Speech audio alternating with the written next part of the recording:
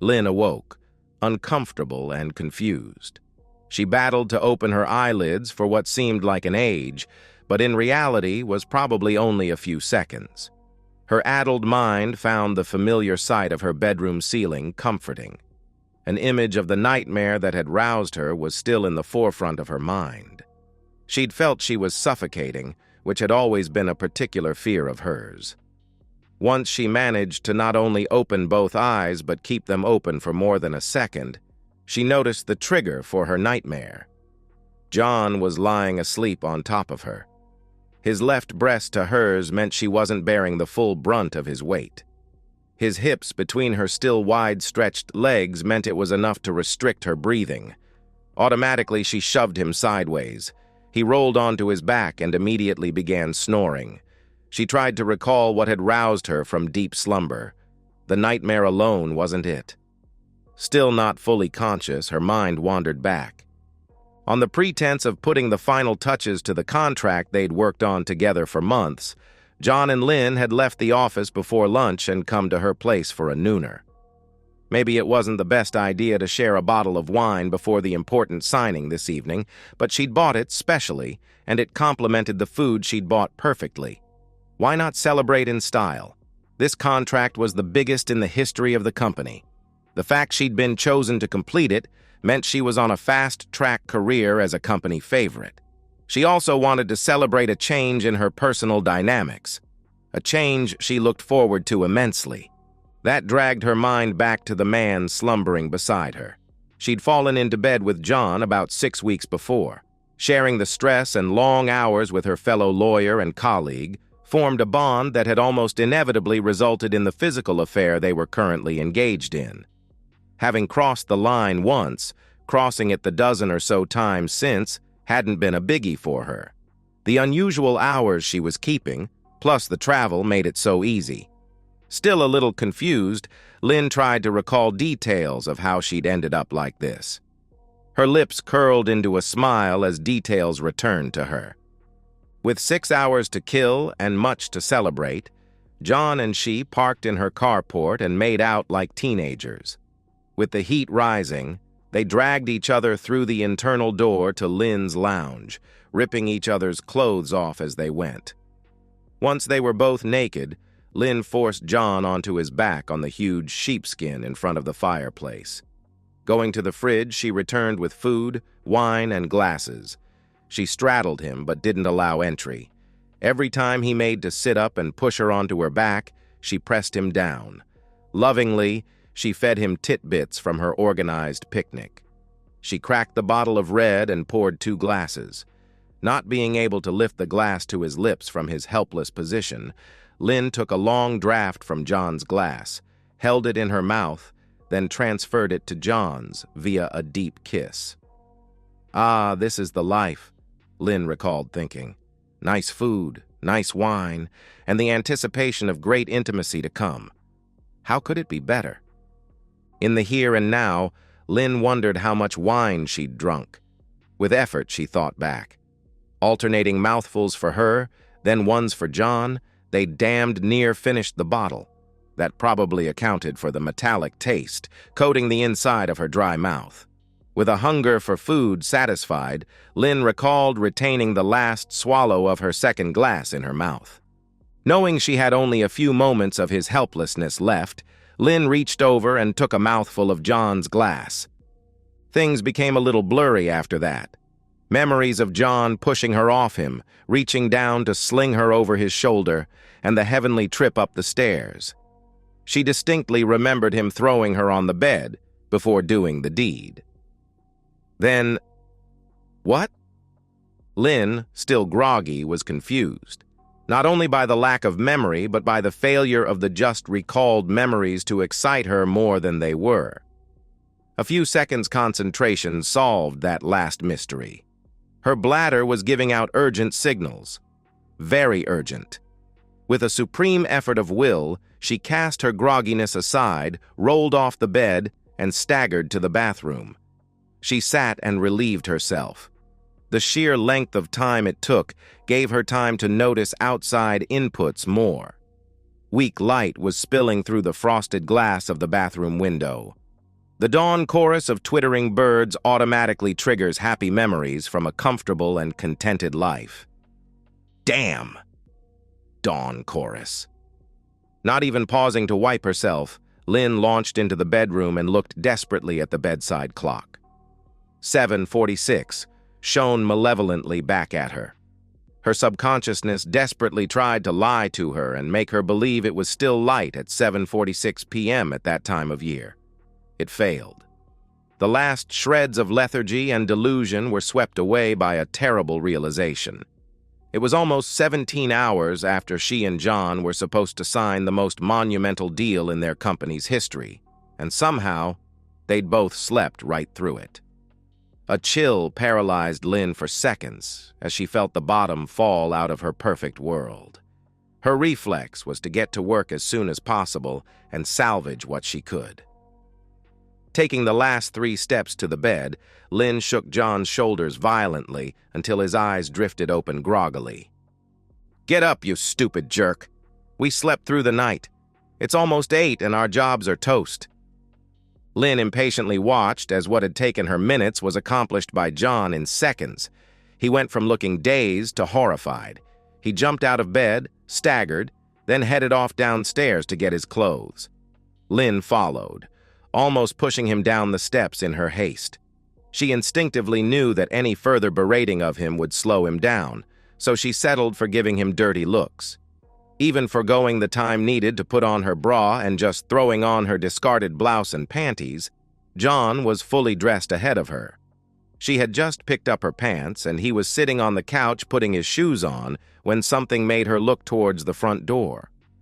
Confused, she noticed it was partially open with only the safety chain holding it back.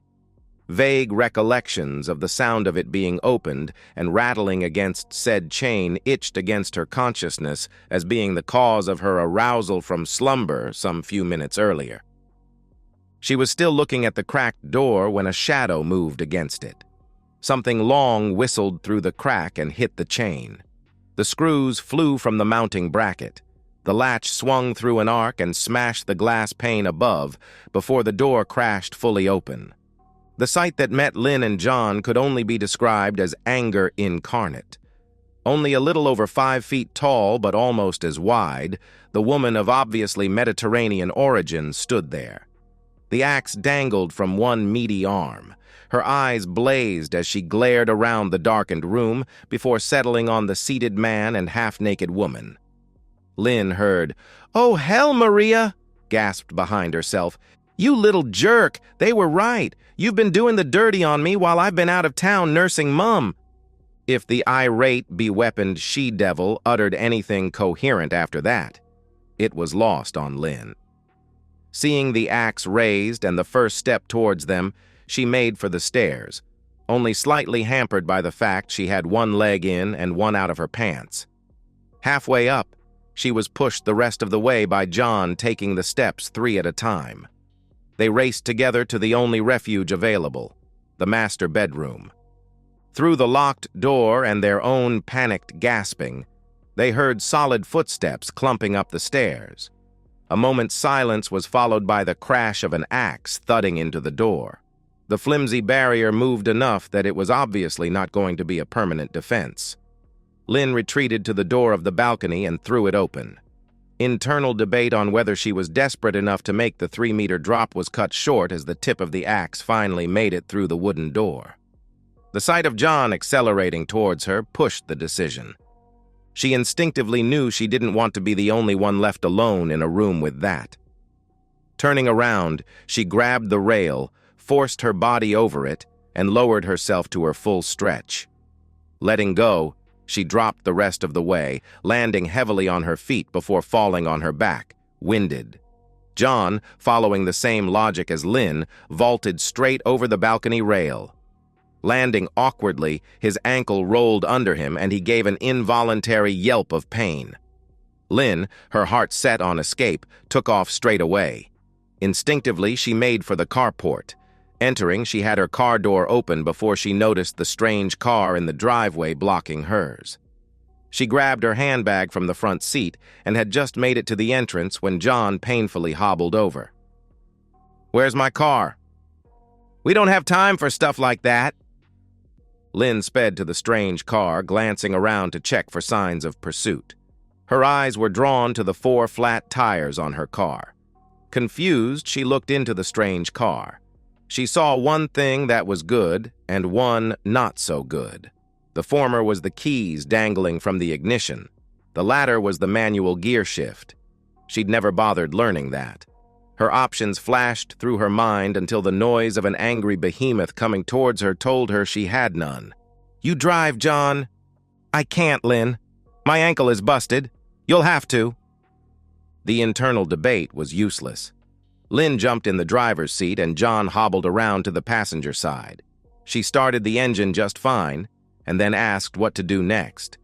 John looked at her, terrified and confused, until realization dawned. He told her to press the pedal on the left, then rammed it into reverse himself. Somehow the car avoided stalling as Lynn released the clutch and hit the accelerator. As they shot backward out of the drive, a swinging axe put a large divot in the windscreen, right in front of John. Lynn backed up the street until the armed woman chasing them gave up. With the luxury of time, John coached Lynn through turning around. This included Lynn stalling twice. Lynn thought their first priority was to get to their work as quickly as possible to salvage the contract that had been put in jeopardy by their sleep-in. She was annoyed that, after the adrenaline of the past 5 minutes had started to fade, all John could do was complain about his sore ankle, then slump into semi-consciousness, rousing only when Lynn forced him to answer questions.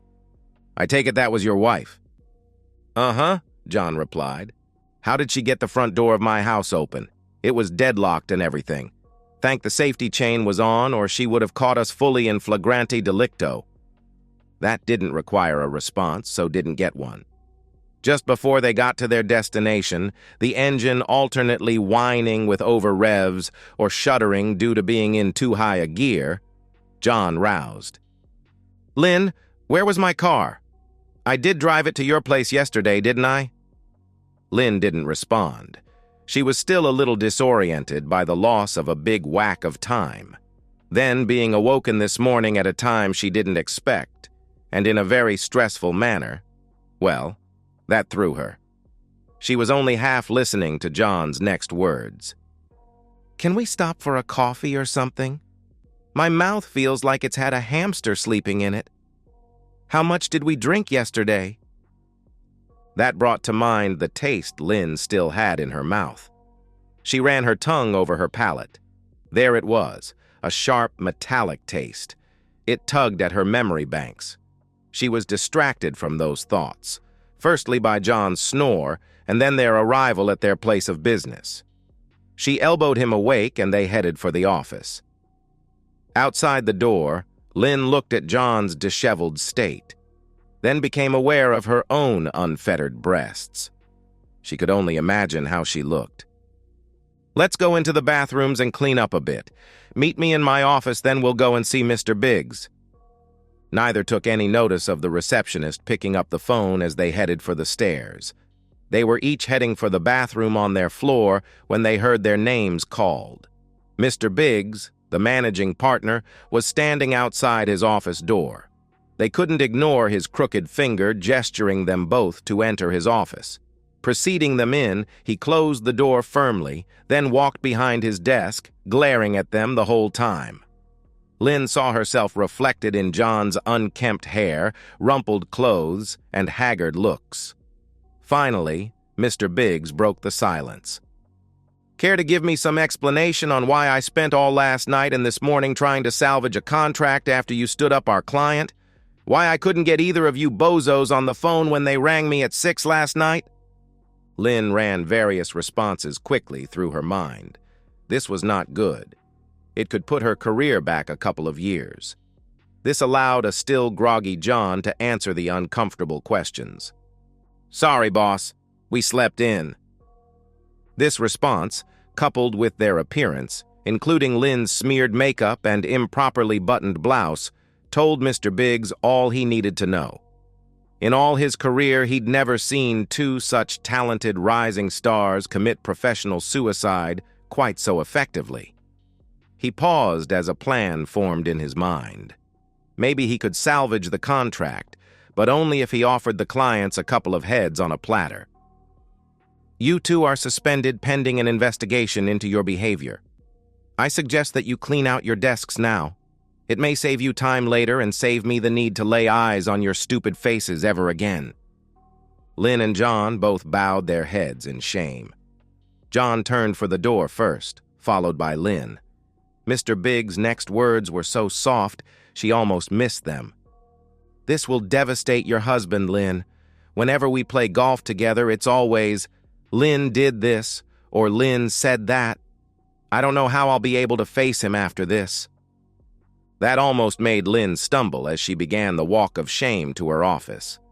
Just outside the door, they were intercepted by the assets manager. John, where were you last night? Where is your company car? John shook his head. This is serious. Did you drive your car last night? I don't think so. I went to sleep yesterday afternoon and didn't wake up until this morning. My car was missing. Did you report it stolen to the police? He asked. John just shook his head again. Well, if I was you, I'd call the police straight away. They rang this morning to see who was assigned that car. Apparently, whoever stole it from your place used it to ram raid the local biker hangout. 2 of their guys were injured when it came through the wall of their clubhouse. You might want to think of a more convincing alibi before you call them. John turned to look at Lynn in utter confusion. She had no answers to give him.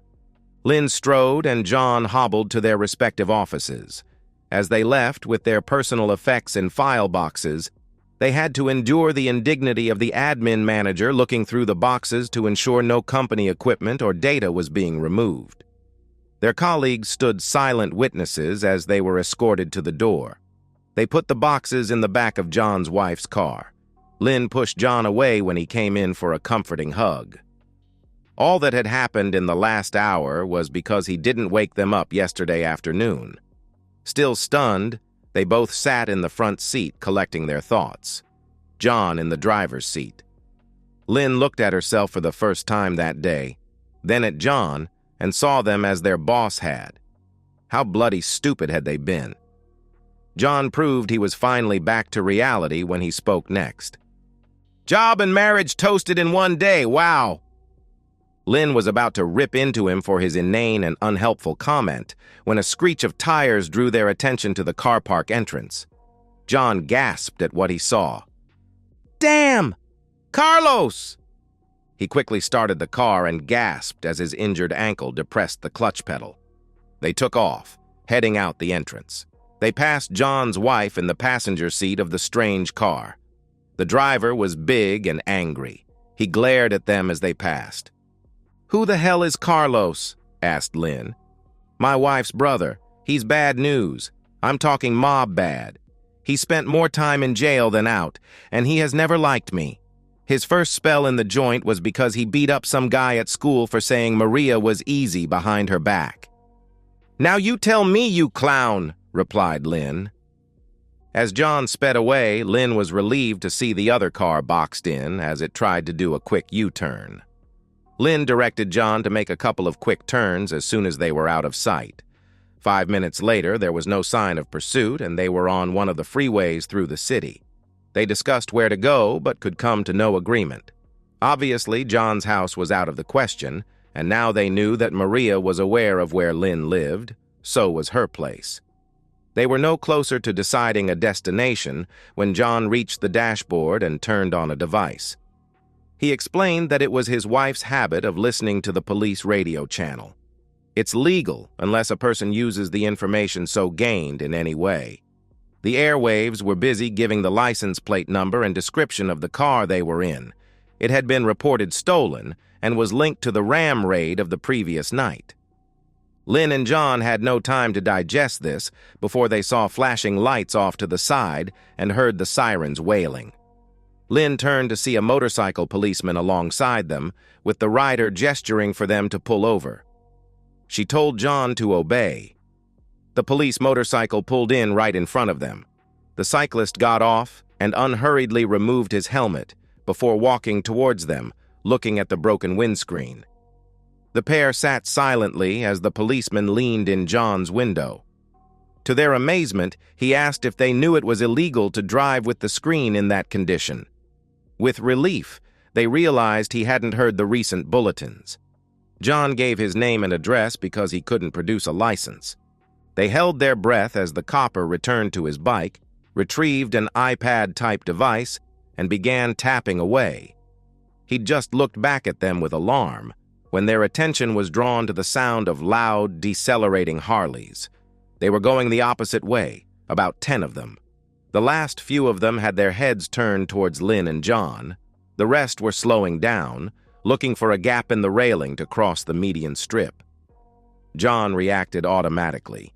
He started the car, shoved it into gear, and took off.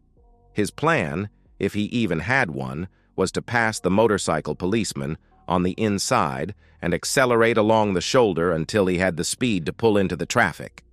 He was so intent on looking in the wing mirror that he missed the policeman's reflex action. Hearing the car start behind him, the policeman stepped away from the bike and the road. Lynn's yell came too late to stop him from hitting the guy with the offside wing. Stopping wasn't an option, so John continued to accelerate.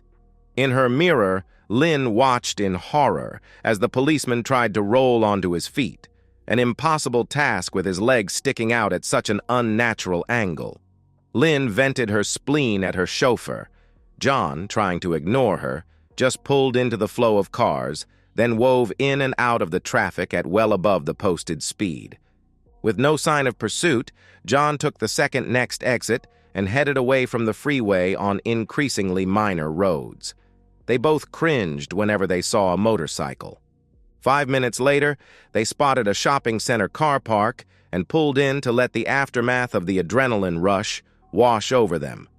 Lynn kept up a steady stream of abuse at both John's judgment and driving skills. He closed his eyes and tried to blot her out. He vaguely wondered which of his pursuers he should worry about the most. The police would lock him up and destroy what was left of his career. If he was lucky, the bikers would just beat him up, maybe even cripple him. No, they were wimps. The real threat was Carlos. If he almost killed the kid in school because he bad-mouthed his sister, how much trouble was John in? To distract himself, he rooted through his wife's glove box until he found an old Leatherman tool. After explaining his plan to Lynn, she stood guard while he removed the license plates from the car next to theirs. He put them in their car, then, as an afterthought, put their old ones on the other car. It was less conspicuous than leaving it bare. They had to buy time until they decided what to do. They then took off on the road leading further out of town, pulling into a secluded spot along a river. Exhausted and tired, they laid the seats back and rested. As an afterthought, John suggested Lynn turn her phone off to prevent it from being tracked. "What the hell do we do now, John?" "Buggered if I know, Lynn. I've got no phone, no wallet, and no money. If I turn up back at my place before she's had a chance to settle down, I'm toast. The same goes if I turn up at any of my family's places, I suspect. What about your place? They're probably watching it, but we could sneak in. Surely your husband will look after us, won't he?" I don't know if we'll get much of a welcome there," Lynn replied. "Why not? You said he knew about us and was cool with it." "I may have lied a little about that. Yes, he did know about us, but I may have exaggerated about how well he took it, so you could relax." "So you mean I have to watch out for an angry husband as well as everyone else? Jesus." "No, he's not like that. He hasn't a malicious bone in his body and wouldn't hurt a fly. He's a pharmacist, and I think they take the same oath as doctors, you know, not to hurt anyone." "So he didn't take the news well then?" asked John. "No. He confronted me last week. Knew your name and everything. Gave me an ultimatum. Me. Like an arrogant woman, though, I told him to get lost. I wanted everything. A career that was going places, a nice house and car, comfortable husband and family. I told him I demanded to have a lover that filled me up as well. If he couldn't live with it, I would get one of the partners as my divorce lawyer. He'd end up living in a shoebox, begging me to see the kids every month or so. I was bluffing, but he didn't know that. He lives for those kids. I half expected him to call my bluff, but he just stormed out. I haven't seen him since. The next day, I dropped the kids off at my parents' and met you at that motel. Last Monday, you remember?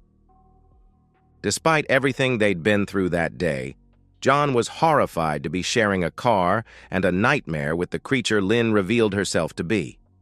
It took minutes for the speechlessness to wear off. So, you gave him a choice? Put up with you messing around on him or lose everything? Why not? The law says I can get away with it, so why wouldn't I? Why look so shocked? Weren't you messing around on your wife as well? Yes, I was, but I didn't insist on ripping off to do it. Pardon the pun, John replied. Lynn shrugged. John saw Lynn in a whole new light. With his blinkers off, he realized that the smile he'd found so sensuous until now had a hard edge to it. He couldn't imagine such cruelty as the one she'd just blithely described, with all the signs of a clear conscience. For her part, Lynn wondered where she could get a drink. She still had that damned metallic taste in her mouth. She joined John in dozing until hunger woke her in the late afternoon. She roused before him and turned her phone on to send a quick text to her mother to look after the kids indefinitely. God knows what her parents were being told. When John woke, they pondered the known mysteries of the last few days to avoid the difficult questions like, what the hell are we going to do next? Not turning up for a contract signing after having obviously slept together had lost them their jobs, obviously. But what made them sleep for a solid 17 hours? Then, how had John's wife not only known where to find him, but had a way of opening the front door? They knew if it wasn't for the safety chain, they would both have had their skulls crushed in. They'd seen the look in Maria's eyes. They were stuck on this point when Lynn glimpsed Carlos's car cruising slowly down the road, through the trees. It kept going, however, and as soon as it disappeared around a corner, they took off the other way. John was angry when he learned that Lynn had turned her phone on earlier. He reached over to grab it and throw it out the window, but she protected it. Again, they turned off as quickly as possible and headed in a completely different direction.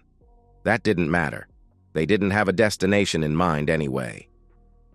It was 2 hours before dusk when they passed a remote fuel stop about 200 kilometers from home. With a glance at the fuel gauge, John took the risk and pulled in. While he fueled up at the automatic Bowser, Lynn went in, used the facilities, and then grabbed some food before going to the counter to pay. 2 attempts at paying with her debit card were declined. She looked to see how much cash she had while the attendant tried her credit card. That was declined as well. Just then, the attendant looked over her shoulder and asked what her husband was waving at. Lynn turned and saw John gesticulating to her furiously.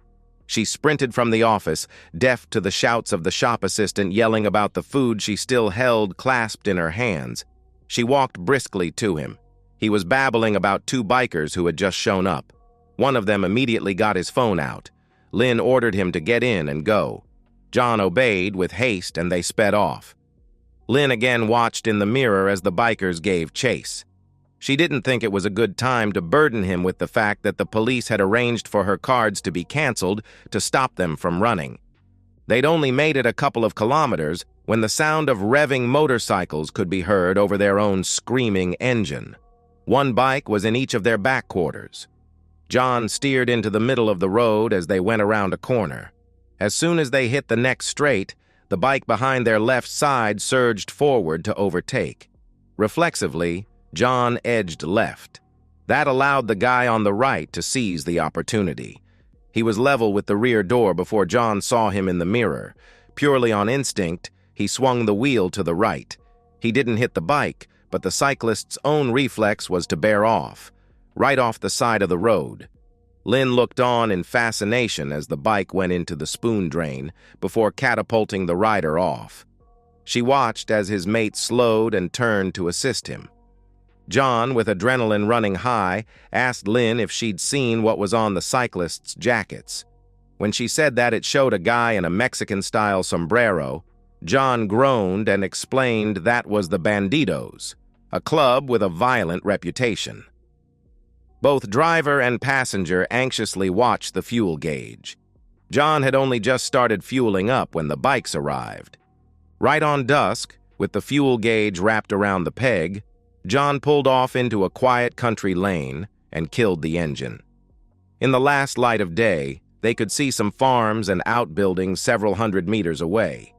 Sitting separate from everything else on a stand was what looked like a 10,000-liter tank, complete with a hose and nozzle. John reconnoitered in the gloom of early evening. Lights were on in the farm building, but otherwise no one was in sight.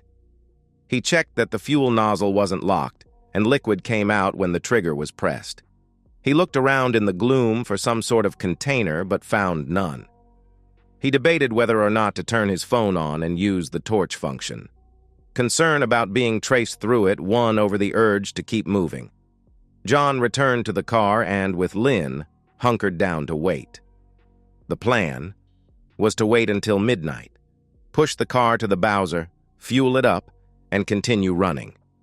To while away some of the time until the lights went out on the farm, John and Lynn started talking about the strange events of the last day and listing who was after them. First, they'd fallen asleep while making love on Lynn's bed. That in itself wasn't strange, but sleeping for 17+ hours was. Unconsciously, Lynn grabbed the remains of the packet of potato chips she'd shoplifted from the roadhouse.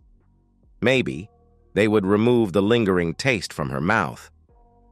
Much of what happened since they woke that morning, or was it a week ago, was caused by John's car apparently being used to ram raid the local biker hangout. Obviously, it had been stolen, and given time, John could have convinced the bikers of that.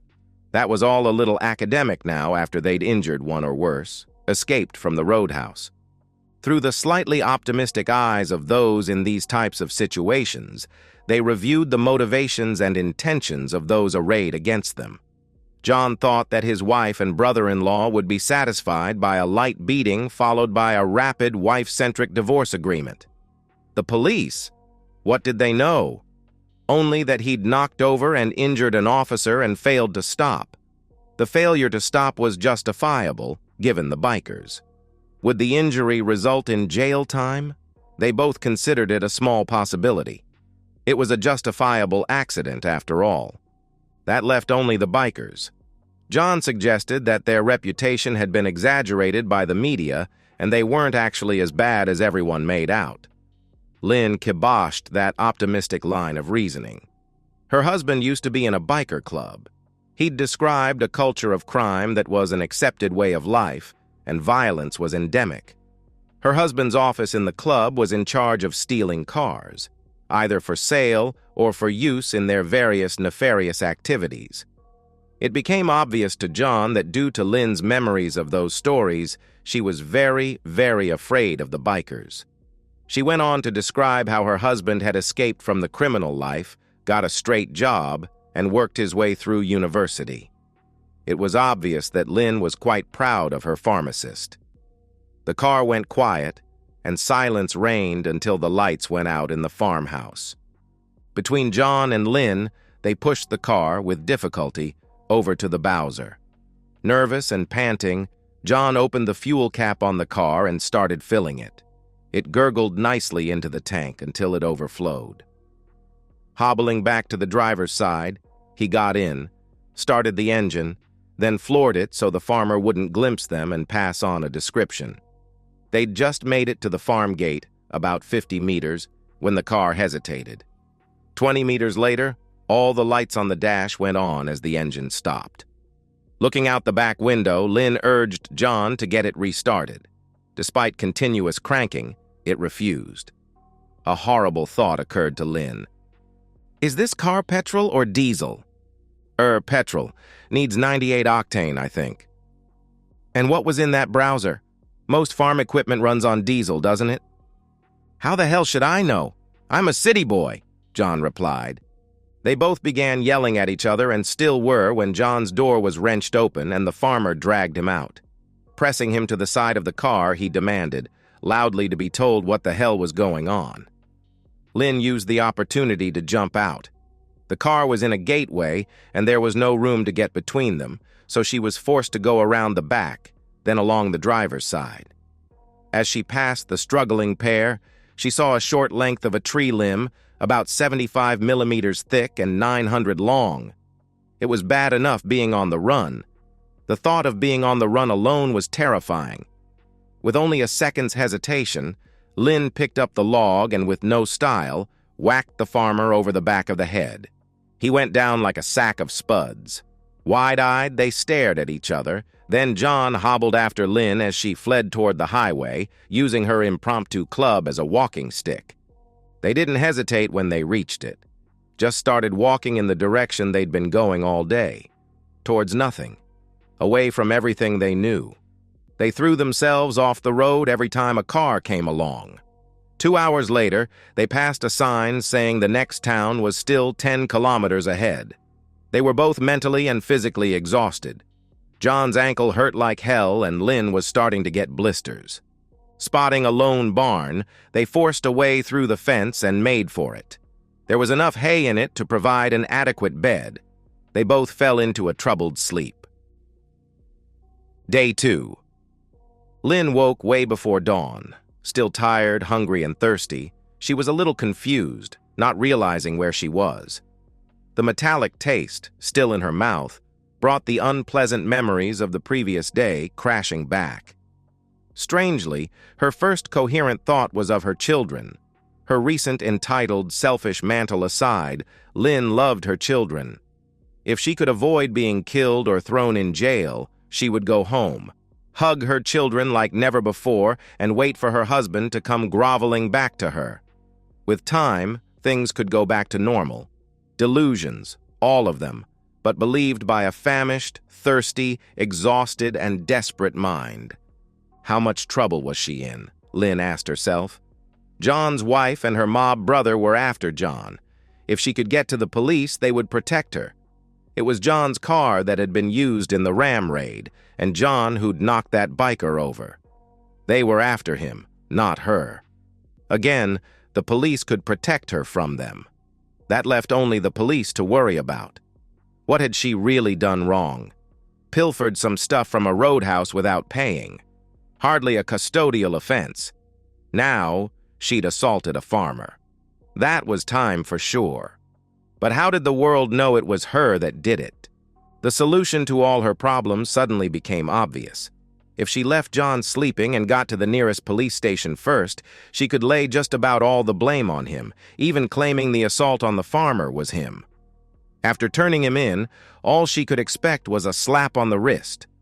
Once the world knew where he was, they'd forget about her, and she could sneak quietly back home.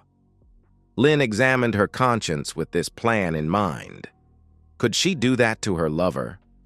Like most relationships that come out of cheating, Lynn realized theirs was doomed from the start. He was just a new guy when she needed one. Besides, he was a cheater. She'd never trust him enough to have a long-term relationship. Lynn smiled to herself and prepared to sneak away from the barn. A faint rustling noise caught her attention. In the moonlight, she saw John quietly picking up his shoes and heading out of the barn. Instinctively, Lynn knew what was happening. After his own internal debate, John, the rat, had decided to stop her, the little jerk. Enraged, Lynn sprang to her feet, picked up her walking stick, and brought it down on John's head. He went down and stayed there. Removing his shoes, she threw them in separate directions into the darkness. Lynn's plan was modified.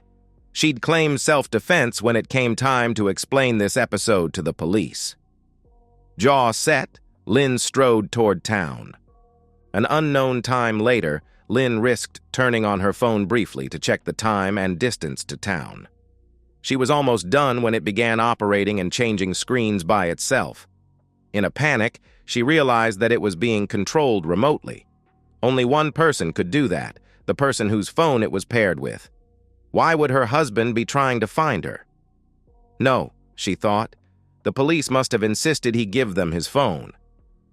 Lynn quickly removed the battery and restarted toward town, ears ever vigilant for the sound of approaching traffic in the pre-dawn darkness. As she walked, she plotted. She would accept her rap on the knuckles, then demand her husband come back home. If he played up, she'd use her secret fund, siphoned off her salary into a separate bank account, to divorce his back. Not working and not in a hurry to get another job, she'd demand maximum child support while making it impossible at every turn for him to see the kids. After the appropriate amount of groveling, she might take him back, and this time, if he objected to her taking a new lover, he'd know exactly what was in store for him. Before she was a third of the way to town, even her seething rage couldn't mask the pain of her feet from the inappropriate footwear. Even her blisters had blisters. But stagger into town she did. The police station was halfway along the main street, but a sign on the door said it wasn't manned until 9 a.m. She guessed it was around 7, so sat on the step to wait. She had no idea how much time passed, but gradually became aware of a mounting roar. It penetrated her overloaded, tired brain that it was the sound of motorcycles. Many, many motorcycles. Leaping to her feet, she ran around the side of the police station and hid in some bushes. As she peeped out, she saw pairs of bikers stop every 50 meters or so down the main street, get off, and look around.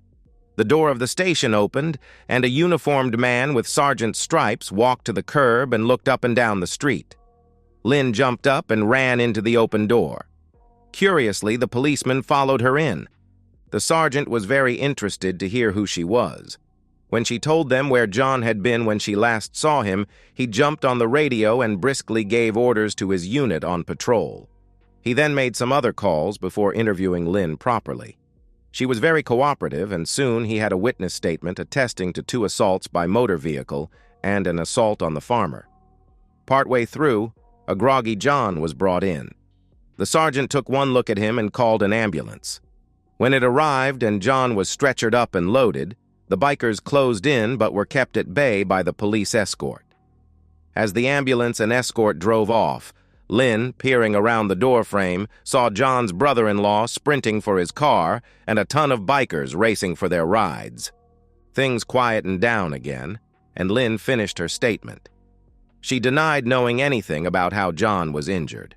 With only shoplifting to her name, Lynn was formally charged and told she could go.